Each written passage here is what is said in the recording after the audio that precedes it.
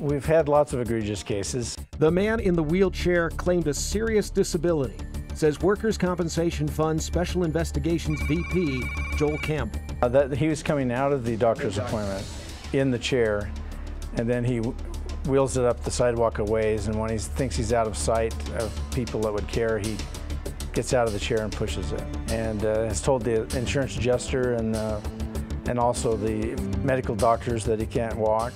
WCF, the largest workplace insurer in Utah, says the man taking off the brace claimed he hurt his hand on the job, but that a doctor could find no injury. And so he had been referred to a subsequent physician to do another exam to make sure we weren't missing something. From the back of his vehicle, the man grabbed a sledgehammer and looked about. And he decided before he went into the medical appointment to hammer his hand with that mallet to at least make his hand look like it was injured in some manner or infected or whatever. So that was right before another medical appointment. Right. He left that truck and walked to the doctor's office. The doctor, it said, stopped prescription narcotics for the man after seeing Hamilton. It's pretty pathetic. In dozens of cases a year, the Workers' Compensation Fund says it discovers flagrant fraud, which is turned over to prosecutors. Sometimes there are criminal charges, and we're told, plea bargains and orders to pay back money, but not many defendants sentenced to do time. Yes, there are people who commit fraud. I know there are people who commit fraud. I believe it firmly. It angers me, but sometimes it's not black and white either. This man was charged with workers' compensation insurance fraud and found not guilty. I was hurt. I was injured.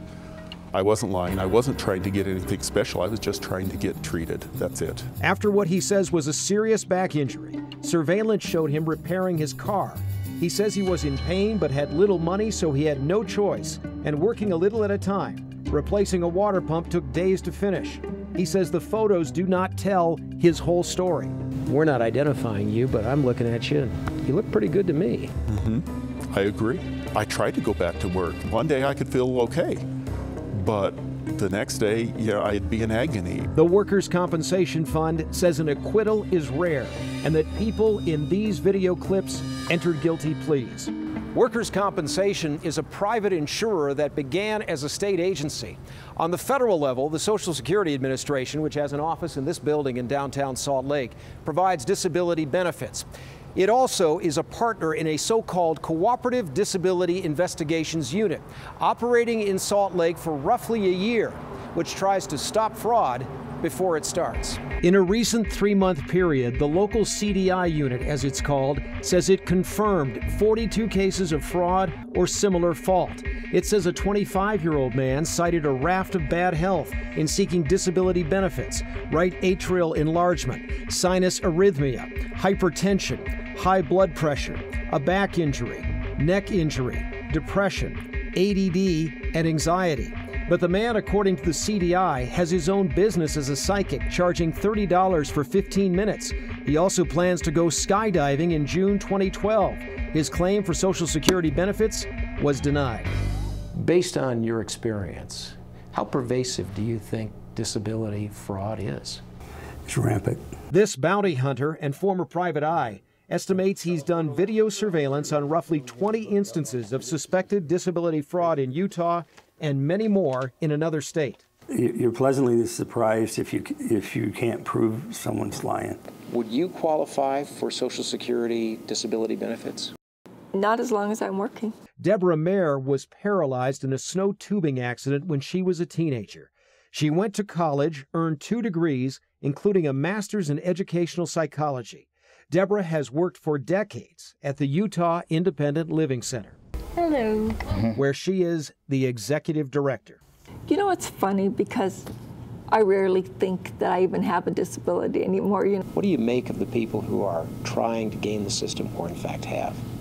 You know, I think it creates a situation where no one wins, because I think in some ways it could negatively impact people who genuinely need to collect disability. In a way, it's kind of shameful.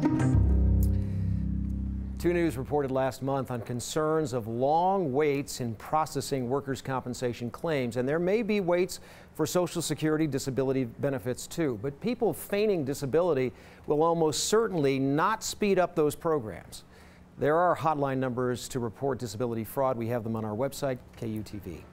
So are we, the taxpayers, footing the bill for these people who are desperately trying not to work? Well, in some cases, yes. Yeah. In Social Security, there are 2 programs, SSI and SSDI, and there are some differences between them, but essentially they both pay out disability benefits. And you're paying Social Security taxes, and so am I, and so are many other people out there. So in some cases, that is in fact happening. And watching that video is incredible. The lengths people will go to not Workers' work. Compensation Fund provided that video at our request, and it is remarkable.